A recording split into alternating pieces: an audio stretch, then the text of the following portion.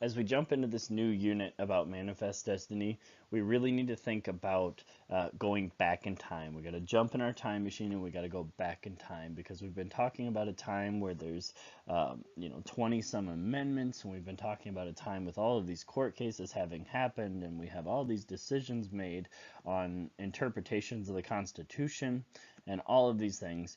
But what we need to do is pop back to 1800. And in the year 1800, there were none of these court cases. There were only 11 amendments. A lot of this stuff had not been established yet. And so just keep that frame of mind in your mind as we're moving forward.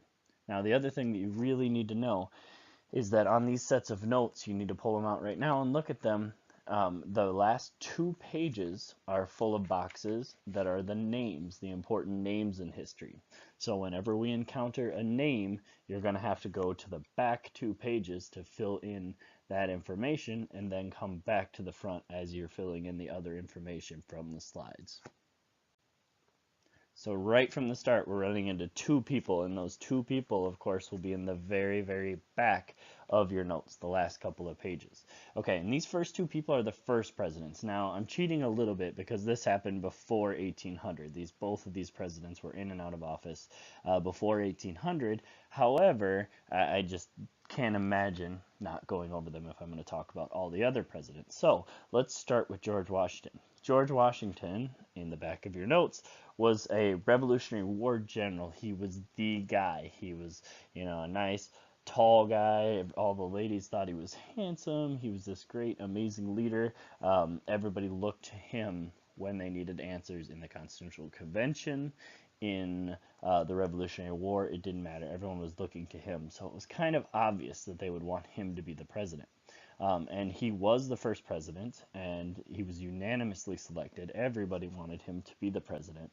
And so what he did is, as the first president, he set up a whole bunch of precedents.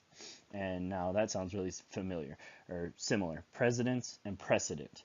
Now, a precedent is actually like something that you do because it's always been done that way. And so he set up these rules that aren't written down, but they're rules, and everybody kind of follows them. Okay, and so like one of his precedents that he set was everybody wanted to call him His Excellency. They couldn't decide, and Your Majesty and all these weird things. And he said, no, this is not that kind of society. I'm not your king, and so you can just call me Mr. President. And instead of bowing to me, you can just shake my hand. And so that was one of the precedents that he had set up. Like I said, everybody loved him. They wanted him to be president. If he would have wanted it, they would have allowed him to be president forever. However, one of the precedents he set up was that he wanted only to be the president for 2 terms. His feeling was that if we have a president for more than 2 terms, their power builds up too much, and there's too much power in one central location in the government. His party, his political party, was being a federalist. So instead of having Republicans and Democrats and all that, there were 2 parties, the Federalists and the Republicans. And the Federalists believed in a little bit stronger central government and having the president have a little more power, and Washington, D.C. have more power and the states have a little less. And the Republicans wanted the exact opposite, a very small central government and then more power out in the states. So he took his 2 terms, President Washington did, and then he handed off the presidency and did not want to run again. And so the next person that won was John Adams. And John Adams was the second president, but you can see down in the bottom left, he wasn't this big, tall, strapping, handsome war general. Okay, he was a very, very good and intelligent man and a pretty good president, but there were some problems that happened while he was in charge of the country. A lot of people wanted a Republican president. They didn't want Federalist president anymore. They didn't want that concentration of power. They didn't like it. They thought they were getting too powerful. Okay, and so they didn't like a lot of the things that he did, and then there were some problems inside of the country and some problems outside of the country that he was trying to deal with and keep America strong and keep us afloat and all that kind of stuff while we're at our country was just a baby country at that point, and he made some decisions that the American people didn't like. The biggest decision that he made that the American people didn't like were called the Alien and Sedition Acts. And the Alien and Sedition Acts were two different acts. The Alien Act said that he was going to deport anybody, any foreigner that had moved in that he thought was dangerous. Okay, so anybody that the government deemed dangerous, they could just take them and kick them out of the country. So that's kind of a crazy thing. And the American people didn't like that. It was this entire country built on immigrants. We had all been immigrants besides the Native Americans, and at this point, the Native Americans aren't part of us, so we're fighting against them. Okay, and so a lot of people didn't like that, and were saying bad things about him, and he didn't like that. He kind of had a thin skin. He didn't deal with criticism very well, and so he created also the Sedition Acts. And the Sedition Acts said that he could put anybody in jail for saying nasty things about the government. The whole idea was he wanted to make sure that the country was safe and that there weren't people conspiring against the country, a bunch of people trying to knock down the country. But what it looked like and what it ended up being was he was just putting anybody in jail that didn't agree with him. And so after John Adams' first term, the election of 1800 came up where he was trying to go for a second term. And of course, the two parties I talked about before, now we're at the front of your notes, the first page of your notes, were the Republicans and the Federalists. Okay, and like I said before, the Republicans wanted a very small amount of power in the central government, whereas the Federalists, who had always been in power at this point, both presidents, all 12 years had been Federalist presidents, wanted a more powerful central government. Okay, and so what was happening here is we kind of realized that John Adams probably wasn't going to win here, and so this was a really big test for America.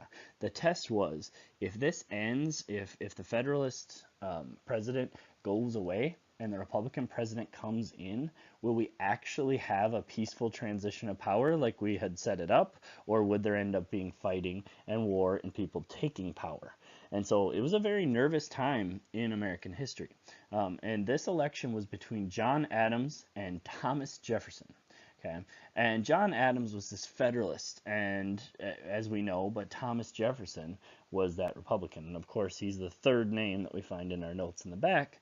But this was such a contentious election. They were so against each other and just at each other's throats and saying nasty things about each other. And the Federalists were saying, this is horrible. If the Republicans take over, they'll ruin our country. And so they said, we'll fight against the Republicans if they win. We will start a civil war. And the Republicans were saying, this is crazy. Adams is acting like a king. These Alien and Sedition Acts are way too much power. And so all of this talk back and forth and contention and fighting and all of these things were happening. There was a tie between two people. At 73 electoral votes each, the election ended in a tie. The tricky part about this tie is that it wasn't between Thomas Jefferson and John Adams. John Adams didn't win at all. He only had a few votes. Okay, Thomas Jefferson and Aaron Burr were tied. Where did Aaron Burr come out of? What is happening here? Well, to understand this, you have to understand how the election process worked in 1800. Okay, in 1800, they just had everybody vote for president, and nobody voted for vice president. Okay, but what happened was the first place person in the vote for president became the president, and the second place person became the vice president. So by this point, they had figured out that you didn't want two people that were against each other trying to work together in the most powerful position in the world. And so what would happen is you would have two Federalists that ran together, and when the people went in and voted and cast their two votes for the president, they would give them for both of those Federalists if they were Federalists. And if they were Republican, they would give them for both of those Republican. And so Thomas Jefferson and Aaron Burr were planning on being president and vice president together. They wanted to work together. Okay, and so they went out, they campaigned together. They said, vote for both of us, and we'll get you where you want to go. Okay, and so they did. This worked out, except for the problem was they didn't realize that if we all vote for both of them, then they're going to end up with the same exact amount of votes. And so that's what happened. And so the House of Representatives had to make a choice, because that's what happens when there's a tie in the Electoral College. And so they had to make a choice. Who's it going to be? Is it going to be Thomas Jefferson? Is it going to be Aaron Burr? Well, it was obvious that the people wanted Thomas Jefferson to be the president, but the problem was, in the House of Representatives, there were a lot of Federalists that were voting. And so there were Federalists and there were Republicans, and the Republicans were saying, come on, guys, we wanted Thomas Jefferson. It was just kind of a side effect that we ended up with this tie. It's obvious that it should be Thomas Jefferson. But it went back and forth and back and forth, and they ended up voting 35 times and ended up in a tie every single time. And then on the 36th vote, they ended up electing Thomas Jefferson as the president. Okay, and so he was the third president of the United States of America. That's Thomas Jefferson. Okay, and then Aaron Burr ended up being the vice president. Now, one of the first things that Thomas Jefferson did, and that Congress did after this entire crazy thing happened, is they created the 12th Amendment. Okay, and so the 12th Amendment is something that we really need to understand, we need to know, and it was created in 1804, and it said we are going to vote for the president and the vice president separately. So no more of this stuff where we're trying to vote and number one gets to be the president, number two gets to be the vice president. Instead, we need to have it set up so that we have a number one president vote getter and a number one vice president vote getter. That way, the people can decide who they actually want for president instead of ending up in this crazy tie situation every single time.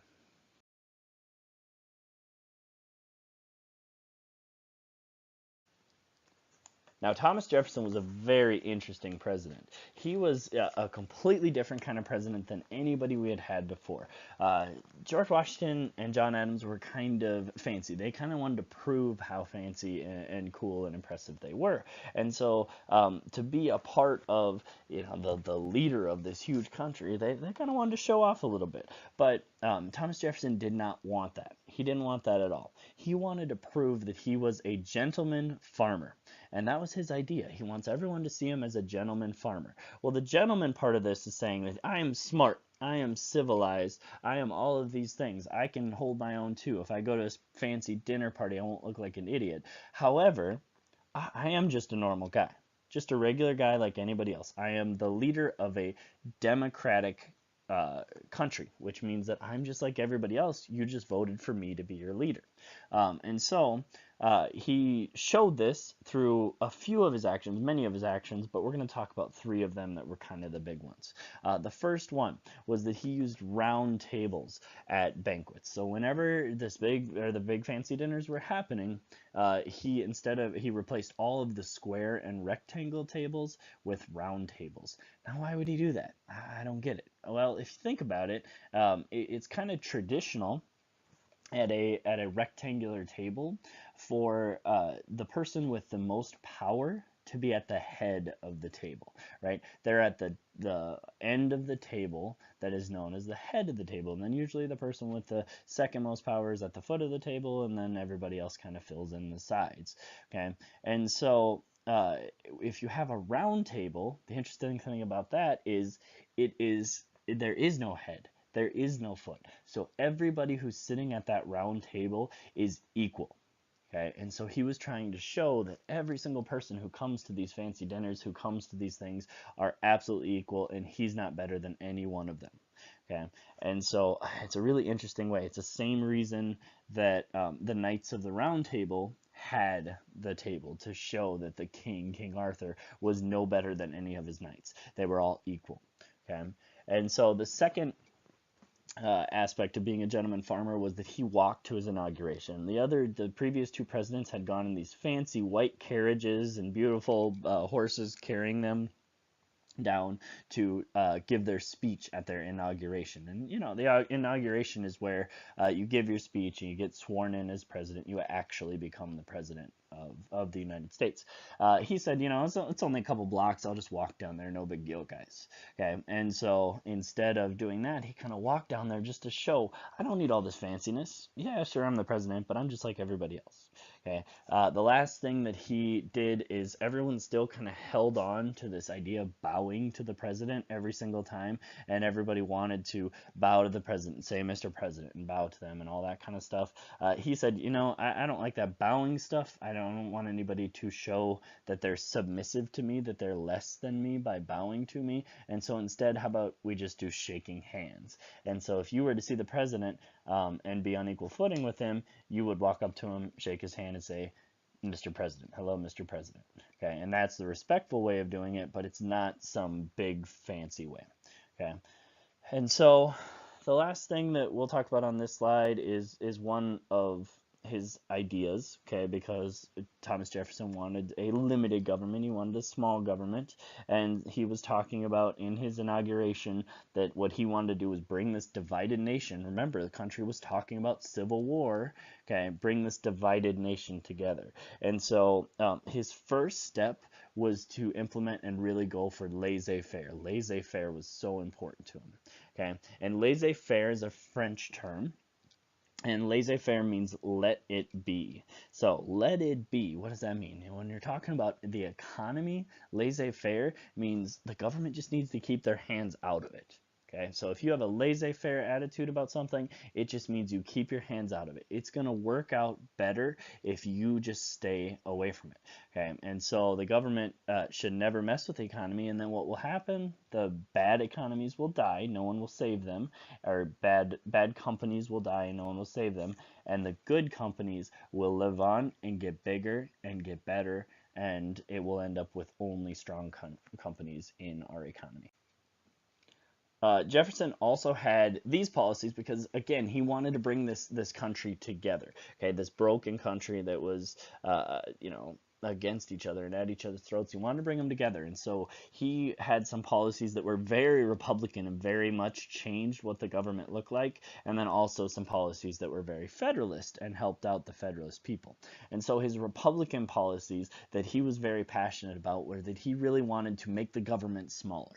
That was the big aim of it. And so if we look here, we can see that one of them was to reduce the number of people in government. So yeah, you can't see it, I know, but MENT, government. All right, and he wanted to bring that number down. And so he ended up firing all of the tax collectors. He said people can send in their own tax money and then we'll punish them afterwards. And then he reduced the number of diplomats, fancy people who came and even talked to other countries, talked to him about important things. He didn't need as many people in the government, he thought. Okay, the second thing that he did is he made the military a lot smaller. There were 4,000 soldiers when he became the president. Very quickly, he cut it down to 2,500 soldiers.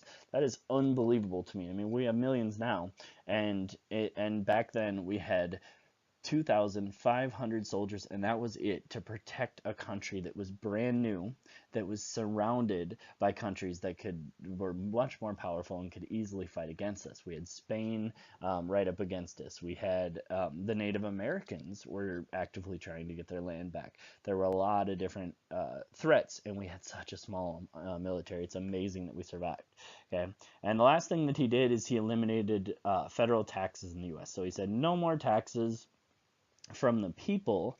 Okay, instead, we just want to get our money from tariffs, which tariffs are a tax on imports. So when countries send products into America and they want to sell them to American people, we're going to charge them a tax instead of charging our people a tax on those products. Okay, and so we're making the other countries pay for our taxes instead of ourselves. And that was a very Republican thing to make the government smaller because you didn't need as much money. The Federalist policies that he had were, number one, if a Federalist was in a job and they were doing a good job and they were a loyal citizen and all that kind of stuff, then they ended up keeping their job. He didn't fire them all. He didn't get rid of them all. He said, you know what, you're good at your job, and so we're going to keep you. Okay. And then the second one was he decided that he wanted to pay down the debts. He wanted to owe less money. And so he wanted to help off the states. And so he took the federal money, the big government's money, and he paid off the state's debts. Okay. So that was a very Federalist idea as well. Okay, and Marbury versus Madison is the next thing we need to talk about, because as soon as Jefferson became the president, he had to deal with some of the things that Adams did at the very end that kind of frustrated him and made him mad. And one of the things that had frustrated him was that Adams had, in his last hours of being the president, had appointed some Supreme Court justices. Okay, and one of these Supreme Court justices and judges and all these different people, one of them was William Marbury. Okay, and William Marbury was appointed, and Jefferson was saying, you know what, Adams, this is not cool. Well, all you're trying to do is keep the Federalists in power. You're trying to keep all the Federalists in power and take away the power from the Republicans, and it's not fair. And so when James Madison took over as the Secretary of State, he was told to stop doing the work to make William Marbury a Supreme Court justice. And so Madison, president tells you to do something, you do it. And so he stopped the work. Okay, and so what ended up happening is Marbury sued Madison. And he said, you can't do this. You have to make me the Supreme Court justice. The president said yes. Okay, you got to let me through. And so what he used when he was suing Madison is he said, based on the Judicial Act of 1789, you can't stop it. Okay, and the Judicial Act of 1789 said that the Supreme Court gets to review the cases that are brought against a federal official. Okay, and so what ended up happening is, and that's, it's kind of difficult to understand and kind of crazy, but essentially what they ended up deciding, what the Supreme Court ended up deciding, is that the Congress held no power over the courts at all. The Congress could not tell the courts what to do, even a little bit, and only the Constitution could tell them what to do. And so essentially what they're saying is Congress's laws, like the Judicial Act of 1789 that Congress had made, can't affect the Supreme Court at all, only the Constitution. And so what this did by freeing the Supreme Court from having to deal with Congress making laws about them, it allowed them to work on their own and look at the laws, and they look at the laws through a process called judicial review. And judicial review means that they have this authority of the Supreme Court to get rid of unconstitutional laws. So that means that the Supreme Court, if they think a law doesn't fit the Constitution, they can rip it up and throw it away, and it doesn't matter. As long as those justices vote and say, this does not fit the Constitution at all, there is nothing Congress can do about it, because Congress holds no power over the Supreme Court. So really, does it matter that Marbury got fired? No. Does it matter that Madison beat Marbury in this lawsuit? Absolutely not. What matters that came from Marbury versus Madison is judicial review. That's the big thing. So make sure that's the part that gets into your notes. Very, very important thing that happened from Marbury versus Madison court case.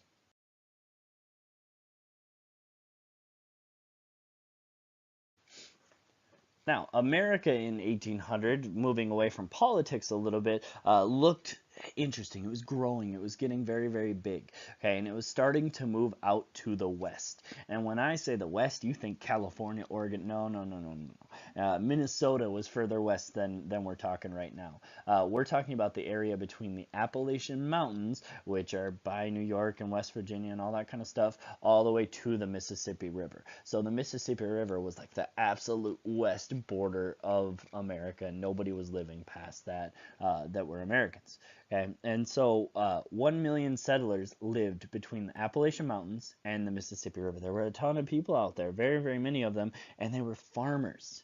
Okay, and the problem with them being farmers is they lived on the other side of the Appalachian Mountains, so from like New York and Boston and Virginia, all these big, big states, big, big cities that needed their food, and the ocean, which would allow them to send their food across to England or France or Germany or any of these countries that was buying their food. Okay, and so they ended up having issues because they couldn't get that food across the mountains. There were really bad roads. There were no cars. There were no railroads, nothing like that. So you'd have a horse and a cart, and you would try to move your food through these paths that other people had gone on over mountains and things like that. It would be nearly impossible to do it. And so they really had to get to that Mississippi River, and then they could float their goods down on a boat. They could float it all the way down to New Orleans, which is at the bottom of the Mississippi River. And then from there, they could get onto ships and send them across to England and Germany and France and all of those countries.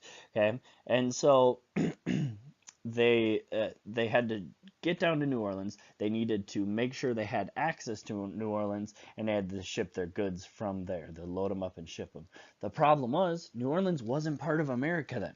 New Orleans was a city that was owned by Spain, and a big part of America was owned by Spain at this time. Okay, and so we had to kind of work around it because Spain just kept threatening. They kept saying, we're going to close down New Orleans. We're not going to let Americans use them, blah, blah, blah. Okay, anytime we would make Spain mad, they would threaten us. Okay, and so we tried to fix it in 1795 when we created the Pinckney Treaty. And the Pinckney Treaty was done by a Secretary of State at that time. His last name was Pinckney. All right, and he made a treaty that guaranteed Americans the right to use New Orleans. And it worked out really, really well. Spain had to follow it. They had made this treaty, things had changed up, and it had worked for like 6 years. Okay, and then came 1801, and that's when the problems began. In Europe, the leader of France was Napoleon at this time. And Napoleon was an amazing general and an amazing person when it came to fighting war, very, very good at it. He started out as a person or as a soldier who shot cannons. That was kind of his specialty. And then he worked his way up through the ranks very quickly, took over France, and then really took over most of Europe. And that's what he was trying to do at this time. And as he was taking over most of Europe, he kind of took over Spain too. And Spain ended up giving the power of that to one of his generals. And so when he gave the power that to one of his generals, Spain secretly gave the territory in America, that big chunk I was talking about, almost like half of America, gave it to Napoleon and gave it to France. So now France had it. And once America found that out, they started to get scared because Napoleon was trying to conquer Europe. Okay, he was trying to take over all of Europe. So what else might he do? What would be next? If he takes over Europe, then does he send his ships and his soldiers over, which are some of the best in the world, and bring them over to us onto his French area and be the dominant major country in America? Would he block us from getting bigger, block our country from getting bigger? Would he take over our country? We didn't know. It was a scary, scary thing. Okay, and so Jefferson decided to act. He decided we needed to try to buy New Orleans and Florida, which Spain also owned. Okay, wanted to buy those two areas from Napoleon. Okay, and so what happened is he sent James Monroe and Robert Livingston, a couple of guys that were his advisors, over to Paris to talk to him. And so what they found when they got over to Paris was they found that things had changed a little bit. Okay, and as they were talking to people, they realized that, you know what, the French used to have all of their army at a this island off of Florida called Saint Domingue, which is now we call it Haiti. And what had happened is this one of the slaves there had taken or had an uprising. His name was Toussaint L'Ouverture. He had this uprising and he fought back and he defeated the French. And so they didn't have any military bases anywhere close to America anymore. And all of a sudden there was this big tension between France and Great Britain, and you could tell a war was going to start between Great Britain, between England and France. Okay, and so we're seeing this country that is about to fight a war. And if they're about to fight a war, one of the things you need to fight war is money. You have to pay for your troops' food. You have to pay for ammunition. You have to pay for everything. So they realized Napoleon probably needs some money. So our two Americans that are in Paris right now, James Monroe and Robert Livingston, are talking to the associates and trying to figure it out and everything. And they're saying, you know, we really want to buy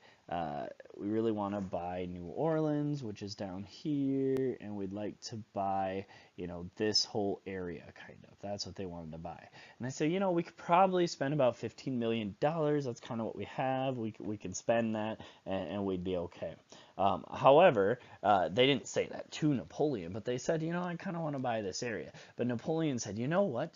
I think that I would like to make as much money as I can. And so Napoleon said, I don't want to deal with the headache that is America. I want out of it. I want France to not have anything to do with it anymore.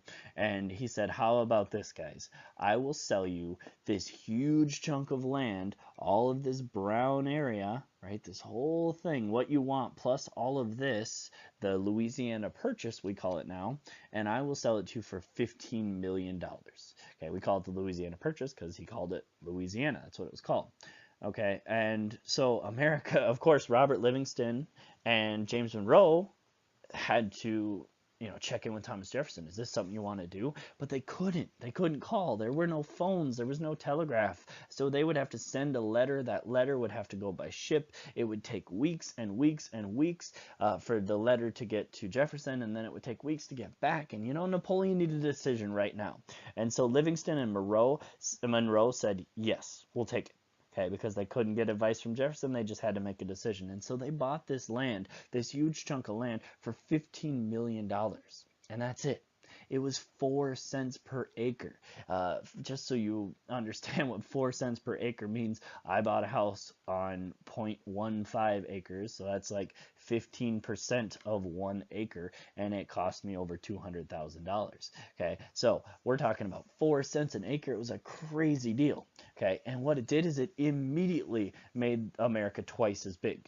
And it not only made America twice as big, but it added tons of land that was really, really good farming land, fertile farming land. Okay, and so we just all of a sudden realized that, you know, we're a big country now. We own this really, really big area, and the most important thing is we own this part right here that I'm going to draw on. We own the Mississippi River.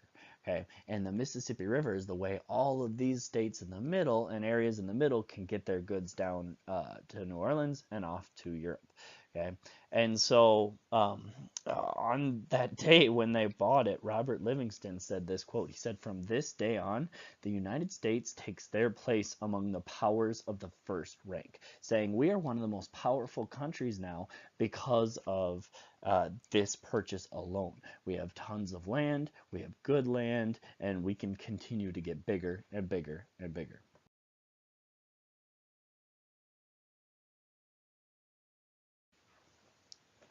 However, with the Louisiana Purchase, as with all things, there was a major problem. What ended up happening is they came back and they told Jefferson, guess what? We bought all of this land. How awesome is that? And Jefferson said, oh no, seriously? You know what? We can't do that. Okay, I look at the Constitution, read it. We need to look at this. Okay, the Constitution does not say anywhere in it that the president can buy land from another country. Okay, and so they were looking at it and they're trying to decide, and they're thinking, oh my gosh, how are we going to deal with this? We're going to make Napoleon mad. There's going to be all kinds of issues. And so Congress looked at the Constitution and they said, you know what, Mr. President? I think you're underselling it, because the Constitution right here says that a president can enter into treaties. And, this is a peaceful treaty. You agreed through this treaty to give them $15 million, and they agreed to give us this land. And so really, the president can buy land. All right, it is something that is okay. And so this was kind of a new thing, a new precedent that was set, that the president can buy land from another country if it works out that way.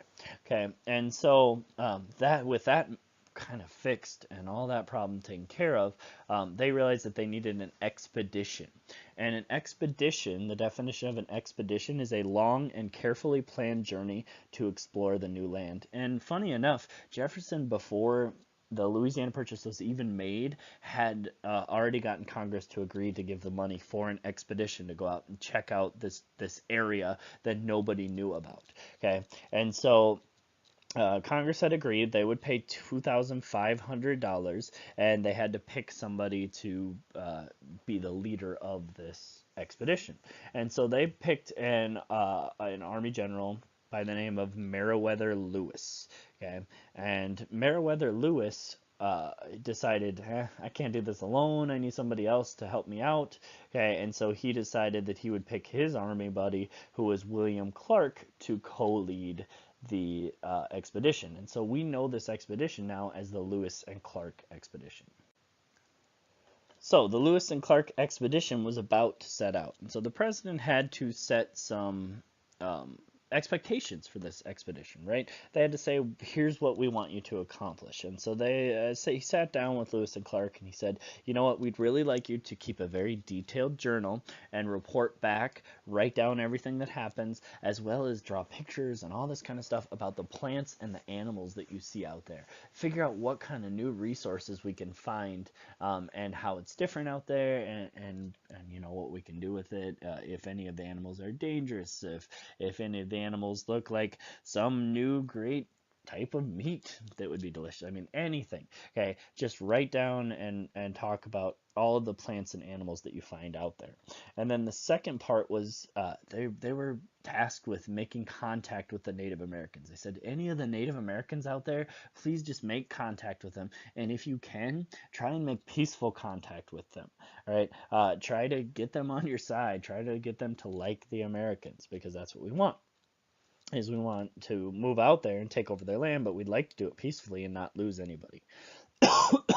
So the third thing that he said you need to do is, we'd like you to, if it's possible, find an all-water route from the Mississippi River to the Pacific Ocean. So they wanted to find a river that ran all the way from the Mississippi River all the way out to the Pacific Ocean, which is the ocean over on that side.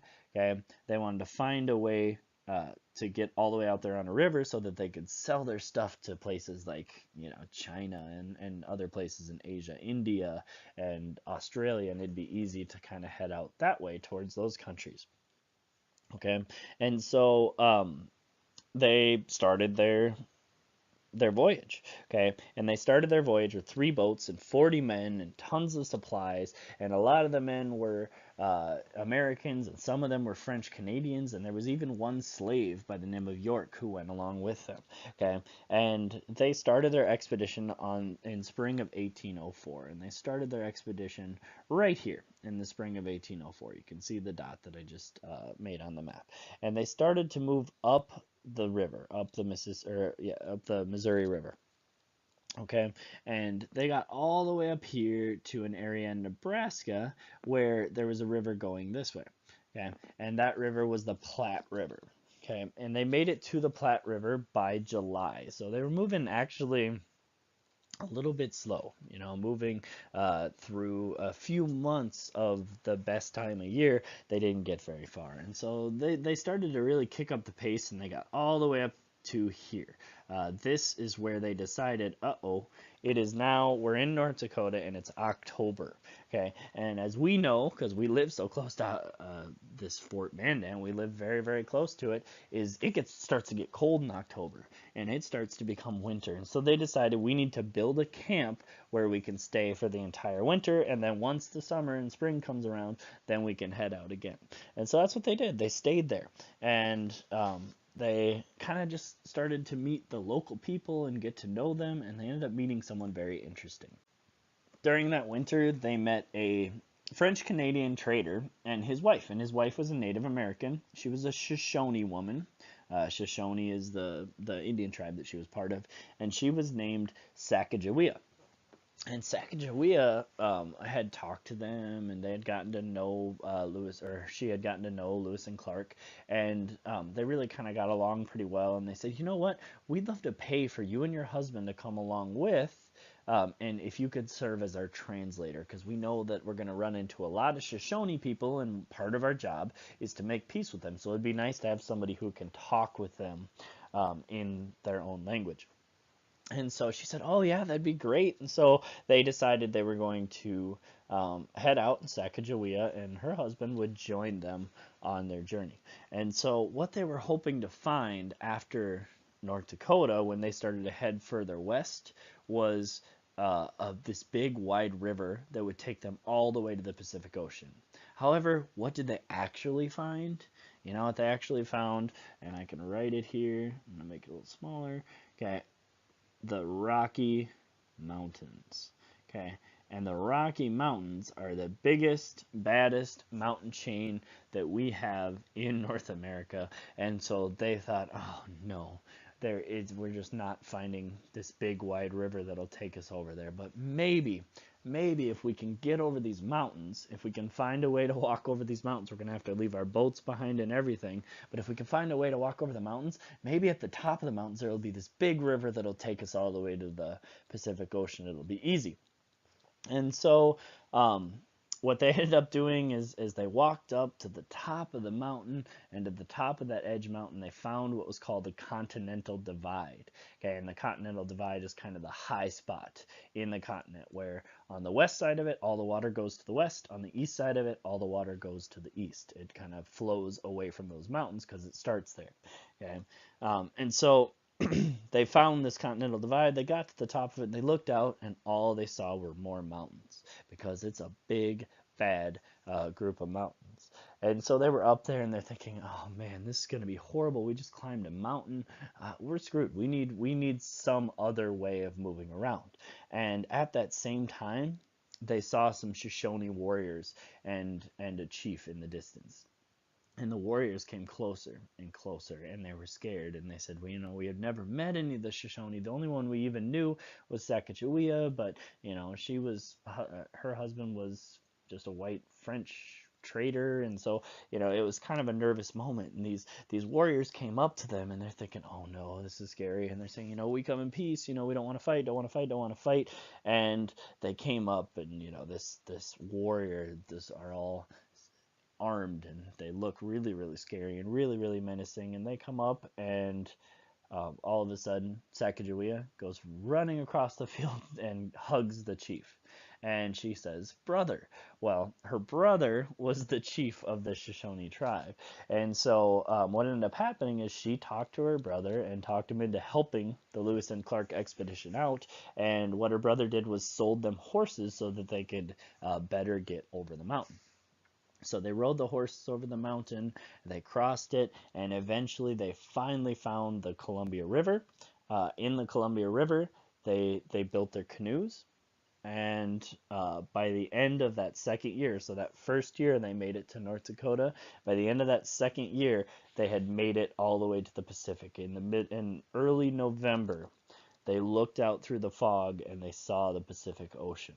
Okay, when they got to the Pacific Ocean, it was November, it was winter again, so they had to stop because it made it harder to move around, and so they stayed there for the winter.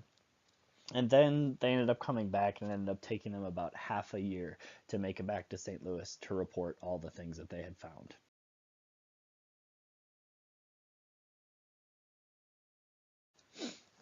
While the Lewis and Clark expedition was happening, a less famous expedition was also happening. There was another explorer who was in charge of looking at the southern part of the Louisiana Purchase, and his name was Zebulon Pike. One of my favorite names in history, Zebulon. I tried to name Glenn that, but Sally said no, so, whatever. But anyways, Zebulon Pike, again, a name, so it should be in the back of your notes, should be one of the last ones there. And what he did is he was supposed to explore the southern part of the Louisiana Purchase territory. Okay, and kind of a interesting story about him is he was out there and he found this mountain that's pictured down here. Okay, that mountain right there. And he ended up that he found it out in Colorado. Wasn't called Colorado then, but that's where it is. Okay, and he said, "Oh, that mountain is so beautiful, and no white man has ever been to the top of it. And so I'm gonna go to the top of it. I'm gonna put that flag down for America, and I'm gonna name it after myself." Okay, so this mountain will always be named after myself. It'll always be named Pikes Peak. And so what he said, but I gotta climb it first. And so he started to climb it. And he's moving up there, and a little bit of snow is starting to happen, and it's getting hard, and he's getting tired, and he's about a third of the way up, and then he's about a half of the way up, and now there's snow up to his knees, and he's moving up, and it's getting really, really hard to climb this mountain. And then he gets about 2/3 of the way up. There's snow up to his hips. Okay, he's trying to struggle his way to the top of this mountain so he can name it after himself, and he says, good enough. Okay, puts his flag in at 2/3 of the way up, and so it wasn't even at the top. And this beautiful mountain, he ended up naming Pikes Peak, which is still, this is a picture from now of the mountain out in Colorado. Okay, and then the Spanish troops in New Mexico came in. Because what he did is he went too far. He went past the end of the Louisiana Purchase, accidentally, maybe not accidentally. Okay, and the Spanish troops came in and they captured him and they took him. Okay, and they said, you know what, Zebulon, you're a spy. You're just trying to look at what Spain has here and what this area that they call New Mexico has here. And the Americans are going to try and take over our territory now that we know we have all this good land and stuff like that. Okay, now it seems kind of silly. We think, well, it's just kind of an explorer that got out of his way, and it's one guy, and what's the problem? It's not this big deal. But when we look, foreshadowing a little bit, when we look at what happens in the future, maybe he was actually a spy.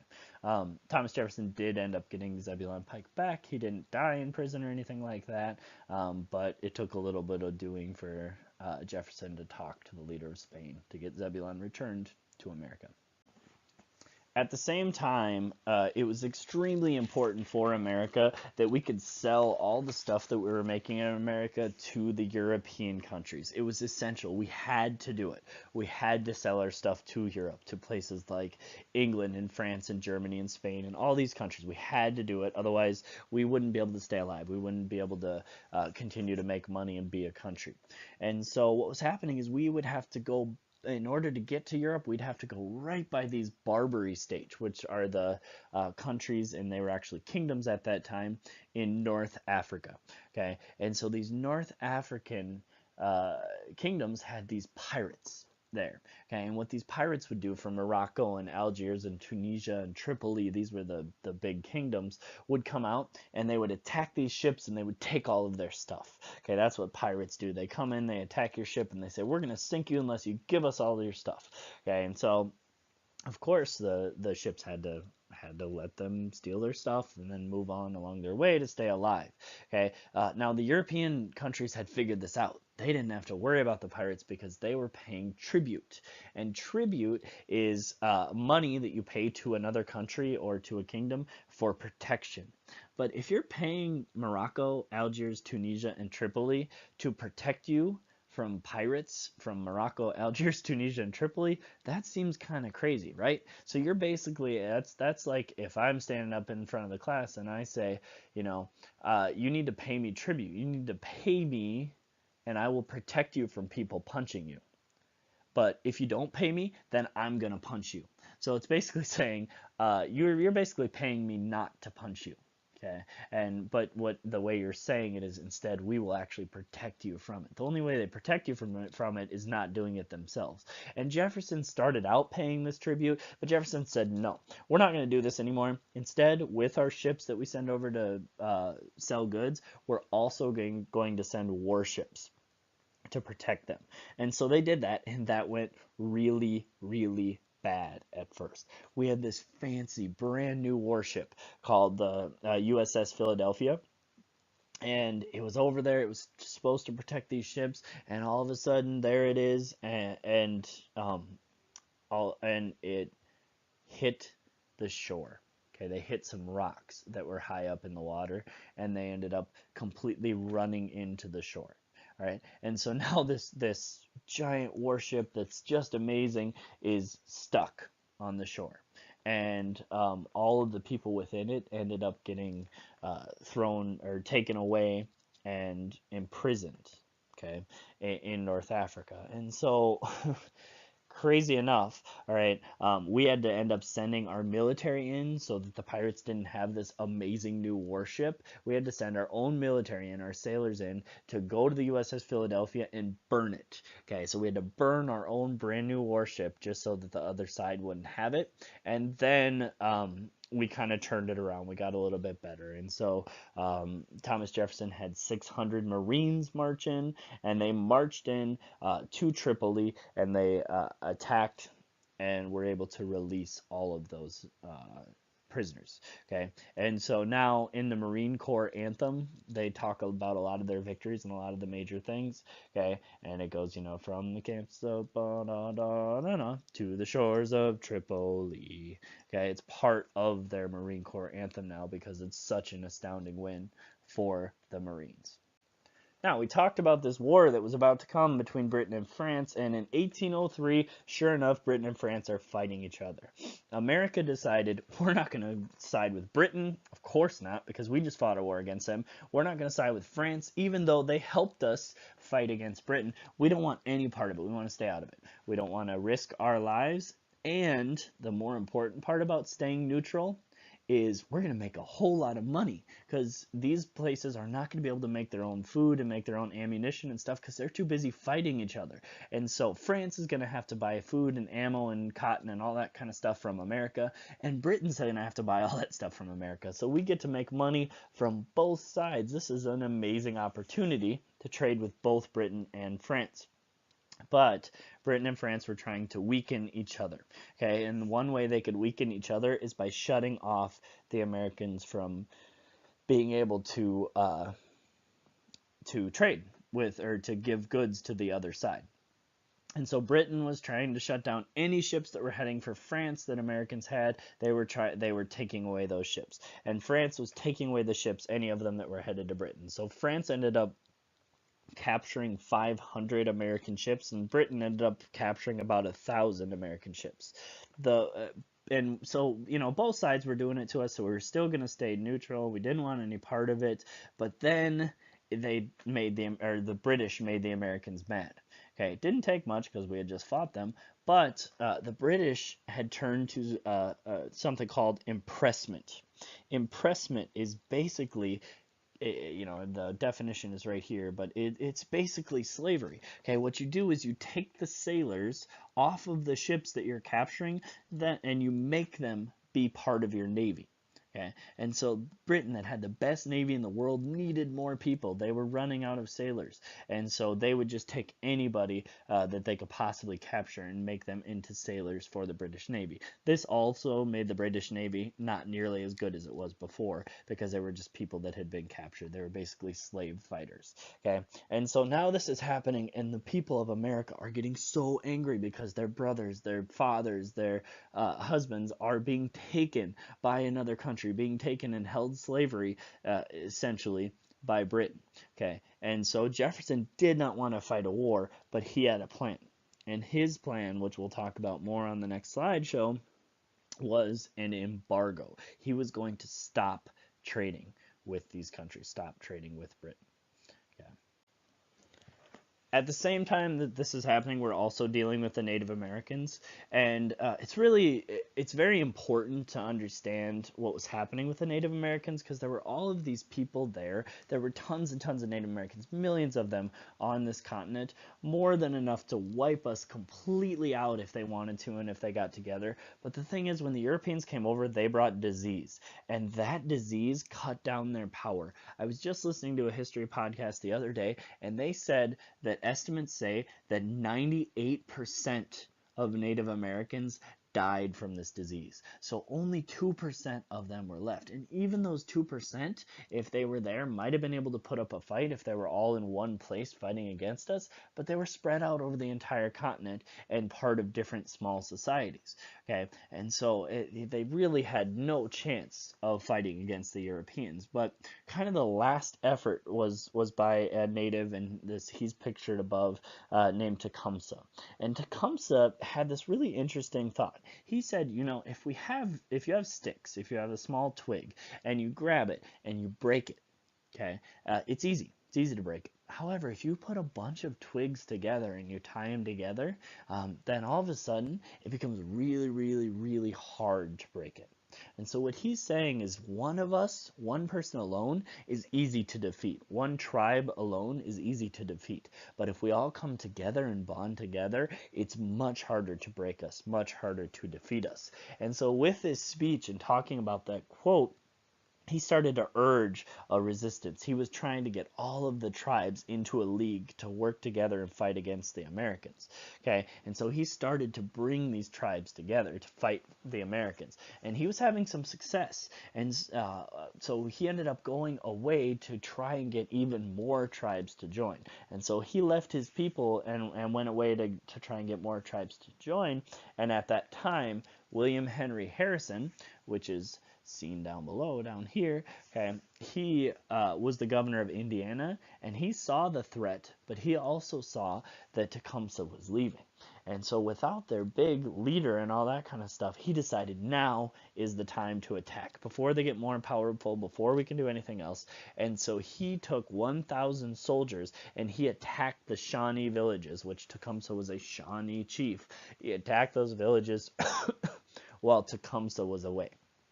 And it was a decently big battle, okay, and Tecumseh was away trying to recruit more people, and really this battle, Tecumseh and the Battle of Tippecanoe, was the high point of native opposition, was the high point of when the natives were the most powerful in fighting against the Americans.